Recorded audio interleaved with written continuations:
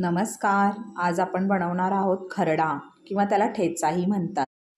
त्यासाठी आपण घेतलेत हिरव्या मिरच्या, जिरं, लसूण, मीठ आणि थोडंसं तेल.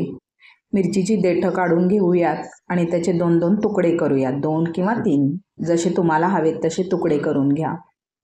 आता गॅसवर तवा गरम करायला ठेवला आहे आणि त्यात हे सर्व मिरच्या घालून घेतल्यात. उलटण्यानं दाबतच मिरच्या भाजून घ्यायच्या आहेत आणि मिरच्यांवर थोडेसे डाग पडत आले की त्याच्यामध्ये अगदी थोडंसं तेल घालायचं आहे आणि पुन्हा मिरच्या दाबत आपल्याला भाजून घ्यायच्या आहेत. मिरच्या जितक्या व्यवस्थित भाजून घेऊ तितकाच खरडा किंवा ठेचा पचायला हलका जाईल.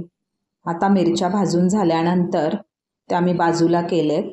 आता लसूण भाजून घेते आणि त्यानंतर जिरं आणि हे सर्व भाजून झालं आणि थोडंसं कोमट झालं की मग मी त्याला खलबत्त्यात बारीक करून घेतलेलं आहे.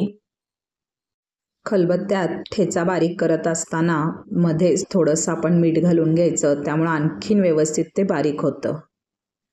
आणि त्यानंतर आता बनवलेला ठेचा किंवा आपण त्याला बोलीभाषेत खरडा म्हणतो, तो दही बरोबर आणि भाकरीसोबत मस्त लागतं. चला तर मग आनंद घेऊया खरडा, दही आणि भाकरीचा.